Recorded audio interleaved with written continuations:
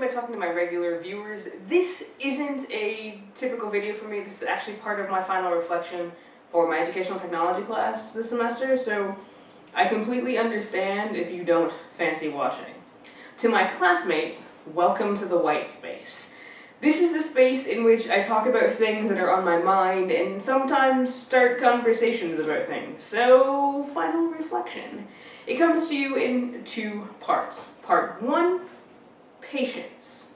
Typically, I'm not a big fan of group work, not because I think being able to work in a group is unimportant, and not because I think that information that others have or are capable of finding is not valuable, and not because I don't gain things from working with others, but because I find it difficult to structure around the business that is my life and the business that is others' lives. Collective timetables versus individual timetables. Also, I'm really bad at delegating.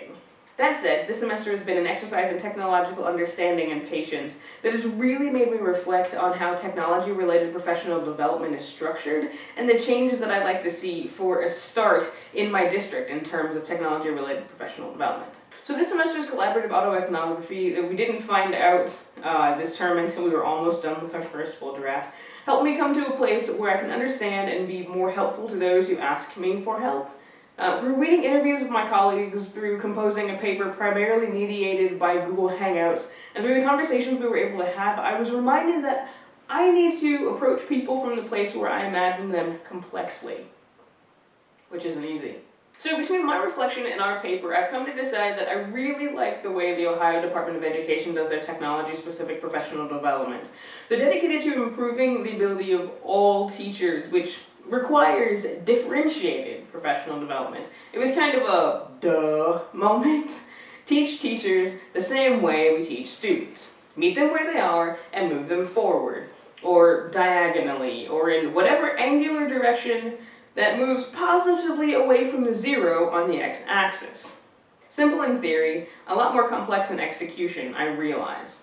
I also realize this is more about an internal revelation of sorts than the development of my PPLN. Because of part two, if you choose to watch that far, I've spent less time this semester with my PPLN and more time working on the individual project that we decided not to do. So that's it for this video. If you're watching this through thebooksupplier.com, it should continue on to part two automatically. If you're not, you want to watch part two, I'll put a link in the description or on the page, wherever you are. I am the supplier, and as always, because I'm the supplier, I wish you happy reading. Don't forget to be awesome.